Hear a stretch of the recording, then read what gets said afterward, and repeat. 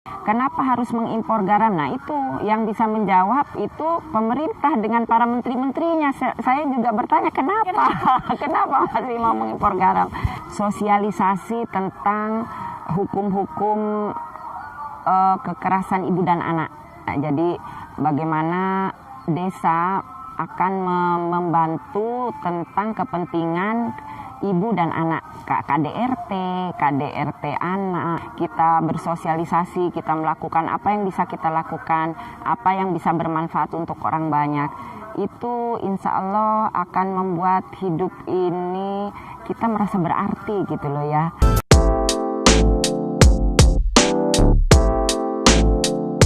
Assalamualaikum warahmatullahi wabarakatuh. Halo teman-teman semuanya, kembali lagi bersama saya Aiza Usman. Kali ini saya ditemani oleh Ibu Lurah atau dikenal sebagai Ibu Klebun di Desa Pengarengan, Kecamatan Pengarengan. Halo, assalamualaikum Ibu Dini. Halo Dek, waalaikumsalam warahmatullahi. Nah, Ibu Dini ini di Desa Pengarengan selain menemani Bapak Aksan selaku kepala desa, Ibu Dini ini berkegiatan apa saja sehari-hari? Kalau untuk berkegiatan cukup lumayan beragam. Dulu saya banyak beraktivitas di bidang sosial karena setelah saya masuk ke Pengarengan ini tahun 2007, 14 tahun yang lalu ya. Itu saya tidak lama sudah pilkades, sudah mendampingi suami untuk menjalankan tugasnya sebagai kepala desa. Kemudian saya juga banyak beraktivitas di bidang PAUD ya. Saya mencoba mendirikan PAUD-PAUD yang ada di desa karena banyak sekali anak-anak yang tidak bersekolah. Kemudian saya berkecimpung di bidang Himpaudi, Himpunan Pendidik Anak Usia Dini. Sampai saat ini saya juga masih jadi pembina Himpaudi di Kabupaten Sampang. Kemudian karena memang sudah mendampingi Bapak sejak lama, saya aktif di PKK ya. Nah, di PKK juga beragam sekali. Dulu waktu setelah beberapa tahun menjadi kepala desa, saya diamanatkan untuk menggerakkan koperasi. Sampai saat ini juga saya masih berkecimpung di bidang koperasi, Kopwan namanya, Koperasi Wanita, itu binanya Pak Karwo 12 tahun yang lalu. Sampai saat ini meskipun sangat tersendat-sendat, saya masih aktif ya, masih mengadakan RAT rutin, masih mengadakan laporan-laporan ke dinas meskipun memang hasilnya tidak seperti yang diharapkan, tapi tetap kita mencari peluang bagaimana untuk memutarkan uang koperasi tersebut. Kemudian selebihnya juga karena memang saya diterima jadi pegawai, jadi ASN, saya juga berprofesi sebagai guru BK. Sudah 10 tahun ini saya menjalani profesi guru bimbingan dan konseling di suatu SMP. Kebetulan sekarang saya sudah pindah, kerja saya lebih dekat lagi dari yang 10 tahun sebelumnya. Saya bekerja di SMPN 1 Pengarengan sebagai guru BK.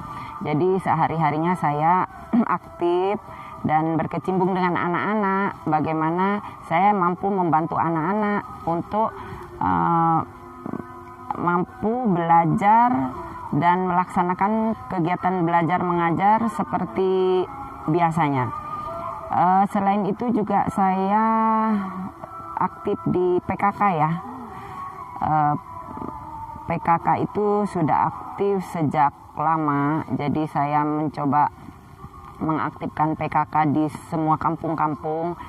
14 tahun yang lalu saya juga membentuk pengajian di kampung-kampung, namanya pengajian Yasinan PKK. Setiap kampung punya perkumpulan Yasinan sendiri. Berkembang lagi, meningkat karena di desa ini Nahdlatul Ulamanya itu aktif, jadi suami dan saya juga berkecimpung di NU. Saya juga masuk ke pengurusan pengajian Fatayat dan Muslimat NU. Jadi saya bersama ibu-ibu nyai yang ada di kampung, saya juga aktif mengadakan pengajian-pengajian Nahdlatul Ulama, Muslimat ataupun Fatayat, juga pengajian-pengajian yang diadakan oleh PKK. Nah ini menarik nih Bu Dini, tentang yang awal tuh yang PAUD, tentang PAUD ya, pendidikan anak usia dini ya. Ya, pendidikan anak usia dini itu apa alasan Bu Dini ketika sampai di Dulu ya, langsung mendirikan pendidikan anak usia PAUD? PAUD ya, karena saya melihat ketika perkembangan zaman sudah maju, ternyata di kampung saya ini masih banyak anak-anak yang di bawah umur 5 tahun, di bawah anak usia sekolah dasar ya, itu banyak yang tidak sekolah gitu. Nah jadi saya menghubungi dosen saya, Ibu Fat namanya, di UNMU, dia beliau dosen besar yang membina PAUD se-Jawa Timur waktu itu. Kemudian kita berkomunikasi, saya dibantu oleh beliau untuk mendirikan PAUD karena memang banyak anak-anak yang nggak sekolah. Ya, banyak sekali. Kemudian saya mencoba mendirikan lembaga PAUD itu. Nah, lalu tanggapan dari masyarakat di sini tuh gimana? Bagus. Langsung bagus. menyetujui dan setuju. Bagus. memasukkan anak-anak Iya, itu. betul. Ya. Lalu Bu Dini, kan bisa dijadikan sebagai role model lah ibaratnya di Pengarengan gitu kan. Nah, gimana cara Bu Dini mengajak masyarakat di Pengarengan ini untuk dengan kehidupannya di berdekatan dengan laut gitu kan? Itu bagaimana, dari sumber pekerjaan atau gimana? Mata pencaharian ya. Mata pencahariannya. Kalau untuk mengajak kepada masyarakat, saya memang mencoba masuk kepada masyarakat lebih dekat lagi. Saya langsung bersilaturahmi, saya memberikan penjelasan secara langsung sesuai bahasa yang mereka pahami. Intinya kan di sini maksud dan tujuannya saling mengerti, itu semuanya akan baik-baik saja. Masyarakat akan menerima apapun yang menjadi maksud dan tujuan kami. Saya membuka PAUD atau membina kegiatan-kegiatan sosial lainnya, itu akan sangat mudah diterima. Tergantung kita maksud dan tujuannya bagaimana. Kalau memang membawa manfaat banyak, itu pasti diterima. Kemudian kalau masalah garam ya, kan di sini semuanya mata pencaharian warga saya kebanyakan dari garam ya. Di sini bisa dilihat ada garam rakyat ya. Ini garam rakyat itu letaknya ada di sebelah sana. Kalau yang di dekat-dekat sini ini garam yang punya PT Garam, punya pemerintah. Kalau kita punya tambak, punya sendiri, itu letaknya ada di sana. Jadi dia pakai perahu. Nah, jadi hasil garam yang dihasilkan di tambak itu diangkut pakai perahu, kemudian ditandon di sini. Nanti pengangkutannya di sini. Ini kan sebagai pelabuhan ya, pelabuhan transit garam untuk dijual belikan ke kota-kota di seluruh Indonesia. Ini salah satu warga saya yang berprofesi sebagai garam ya, macam-macam. Dia bisa ada petani garam, pengangkut garam, kuli garam, pedagang garam lain, terus pemilik garam. Jadi banyak profesinya ya. Ada seperti ini, bisa aja dia tukang sampannya gitu. Tukang kulinya lain. Kalau sekarang nggak ada, mungkin tukang kulinya pagi. Jadi dari perahu itu diangkut ke sini. Terus dari sini diangkut ke truk. Nah, dari truk kan nanti ada ke perusahaan-perusahaan yang ada di Surabaya atau di Indonesia ya. Karena di sini juga ngirim, sepupu saya ngirim bisa ke NTB, NTT, bisa ke Bima, bisa ke Kalimantan, tuh pakai perahu yang besar. Tapi tidak lewat sini, lewatnya di pelabuhan-pelabuhan yang bisa dimasukin oleh kapal-kapal besar. Ini kan kapal kecil untuk pengangkutan bahan dari tambak ke sini ya, ke pelabuhan sementara gitu. Iya. Ya begitu. Tanggapan Bu Dini tentang ini masih seputar garam ya, karena kalau melihat kan di Indonesia ini kan kayak masih dari luar ya garam. Impor. Oh iya, impor dari luar. Gitu. Nah gimana? Kenapa nggak ngambil garam di sini aja? Kenapa harus impor apa? Ya, kalau untuk impor itu kan kebijakan pemerintah ya yang tidak bisa kita intervensi, karena memang semua pengusaha-pengusaha garam sudah melakukan itu, karena 2 tahun ini kan sudah harga garam turun ya, otomatis perekonomian warga yang berprofesi sebagai petani garam atau penjual garam dan sebagainya kan sangat sangat memprihatinkan ya, karena dengan turunnya harga. Kenapa harus mengimpor garam? Nah itu yang bisa menjawab itu pemerintah dengan para menteri-menterinya. Saya juga bertanya kenapa masih mau mengimpor garam? Karena memang mungkin itu kompleks ya. Suami saya juga selain kepala desa juga pedagang garam, seperti jadi menurun gitu. Ya harganya murah. Jadi kita membayar petani itu dengan harga murah gitu loh. Jadi petani bekerja itu karena garam turun. Jadi kita membayarnya murah, jadi petani pun bekerjanya dibayar murah, gitu aja intinya. Kan otomatis perekonomian agak sulit ya, tidak seperti harga-harga normal itu kan. Seperti kita aja kita bekerja dibayar murah, gimana gitu kan, gitu aja sih. Jadi kurang iyalah.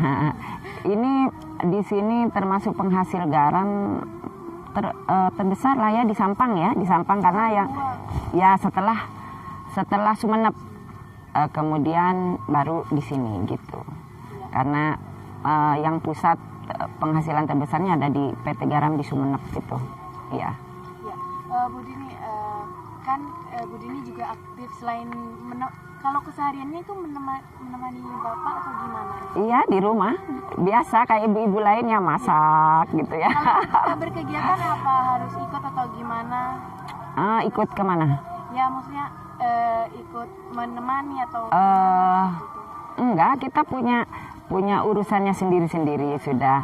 Bapak dengan urusannya, saya dengan urusan yang saya harus kerjakan gitu. Untuk yang PKK sendiri ini Bu Dini di divisi atau di bagian apa?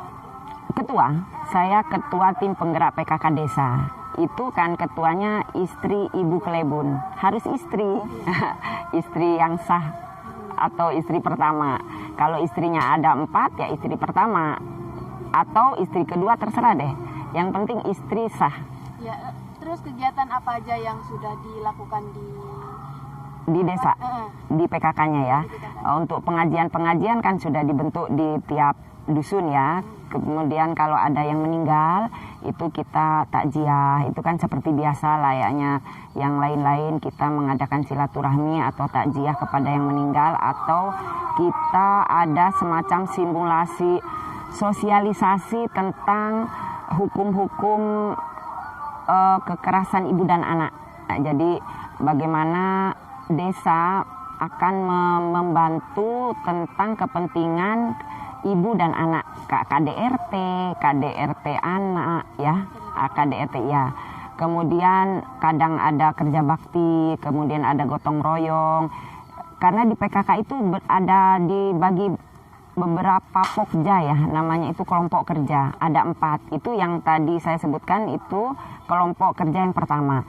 Yang pokja kedua itu di bidang pendidikan. Di bidang pendidikan bagaimana saya mampu membina pos PAUD dan PAUD-PAUD yang ada sehingga mampu menjalankan tugasnya dengan baik ya. Jadi saya memperhatikan anak-anak, bagaimana sekolahnya, bagaimana kesehatannya, bagaimana pendidikannya. Juga ada TK juga. Kemudian ada Pokja 2 juga membidangi koperasi itu tadi. Kan saya bertanggung jawab terhadap koperasi Kopuan itu ya, yang dibina oleh Pak Dekarwo dulu, gubernur sebelum sekarang. Terus itu alhamdulillah sampai sekarang ini berjalan dengan baik. Di Pokja 3 itu kita ada belajar masak-memasak ya, bagaimana kita mengenalkan kepada ibu-ibu bagaimana mengolah ikan, bagaimana mengolah makanan sehat, bagaimana memberikan makanan yang sehat kepada anak dan keluarganya. Itu kita ajarkan di situ, di pertemuan-pertemuan rutin. Kemudian Pokja 4 itu tentang kesehatan, bagaimana saya mampu mendampingi ibu-ibu bidan untuk memberikan pelayanan pelayanan posyandu, ibu hamil, posyandu lansia, kemudian vaksin ya, dan vaksin bayi dan sebagainya. Itu saya bekerja sama dengan ibu bidan sudah lama, dari dulu sampai sekarang. Alhamdulillah semuanya baik-baik saja. Dan posyandu berjalan dari dulu sampai sekarang rutin setiap bulan, dibantu oleh kader-kader posyandu itu tadi. Begitu. Lalu begini, bagaimana kan Bu Dini banyak nih kegiatannya ya. Itu bagaimana sih membagi waktunya di antara menjadi guru, lalu gitu ya, menjadi ibu kepala desa ya. Yang pasti dari Senin sampai Sabtu pagi sampai siang jam 2 saya berkewajiban menjadi guru di sekolah SMPN 1 Pangarengan. Dulu di SMPN 2 Camplong ya. Kemudian setelah sore saya istirahat, saya ngurus seperti ibu rumah tangga, ngurus dapur, saya ngurus anak-anak, saya ngurus suami dan sebagainya sampai maghrib. Nah, setelah Isya itu biasanya saya baru mikirin bagaimana PKK-nya, bagaimana koperasi, bagaimana PAUD-nya, bagaimana Himpaudi, bagaimana ini, bagaimana itu gitu. Atau kalau memang ada jadwal setelah pulang kerja, saya melakukan misalkan ada RAT ya untuk koperasi, atau ada kunjungan untuk ke PAUD-PAUD, atau mau kunjungan ke posyandu, atau mau ke pengajian. Itu jadwalnya selepas duhur, selepas jam 2. Kalau memang ada yang mendesak, mungkin saya ada pertemuan dengan bupati atau bu camat atau dan sebagainya yang lebih sekiranya penting, ya saya izin kepada kepala sekolah. Itu pun kalau diizinkan, karena kan ketika sekolah sedang mengadakan rapat, pernah kemarin saya izin untuk menyambut ibu gubernur ya, ibu gubernur ke Sampang karena ibu Klebun dan bapak Klebun harus hadir. Tapi di sekolah saya sedang rapat kenaikan kelas ya, saya tidak dapat izin. Ya sudah, berarti saya harus membagi waktu mana pekerjaan yang lebih penting dan mana yang bisa saya tinggalkan gitu. Itu aja sih, hanya memilah-memilih ya waktu-waktu gitu. Tetap intinya 24 jam lah. Ya, setelah jam 9 malam atau jam 10 malam ya itu udah kepentingan saya pribadi ya, sampai subuh. Kalau udah itu baru kita bekerja lagi ya, seperti itu tiap-tiap hari. Lalu begini, pesan terakhir nih untuk, maksudnya pesan untuk anak-anak muda mungkin yang menonton di YouTube Radar Madura ini, atau bisa juga ibu-ibu yang mungkin sedang mendampingi suami, ibu rumah tangga yang sedang mendampingi suami juga, mungkin ada pesan-pesan untuk ya pesannya, saya berharap semua para ibu-ibu atau para remaja, para perempuan-perempuan, kalau tetaplah terus beraktivitas ya, lakukan apa yang bisa dilakukan, lakukan kalau memang itu bermanfaat, lakukan semampu yang kamu bisa. Terutama kalau yang punya suami, itu mestinya harus saling mendukung ya. Kalau semuanya sudah didukung oleh suami, kita saling mendukung, kita bersosialisasi, kita melakukan apa yang bisa kita lakukan, apa yang bisa bermanfaat untuk orang banyak. Itu insya Allah akan membuat hidup ini kita merasa berarti gitu loh ya. Jadi kita tidak hanya hidup sekedar hidup, tapi kita memberikan apa yang bisa kita beri. Kita berbagi apa yang bisa kita bagi. Kita berikanlah ilmu, tidak hanya yang kita berikan kan banyak ya. Tidak hanya materi, tapi kita bisa beri ilmu, pengetahuan, kita bisa beri tenaga, kita bisa beri waktu, dan apapun yang dibutuhkan oleh masyarakat luas gitu. Ya, terima kasih Bu Dini atas waktu. Sama-sama. Semoga kita bisa ketemu lagi untuk YouTube selanjutnya juga. Sama-sama Mbak Asa. Ya, terima kasih untuk teman-teman yang sudah menonton menonton.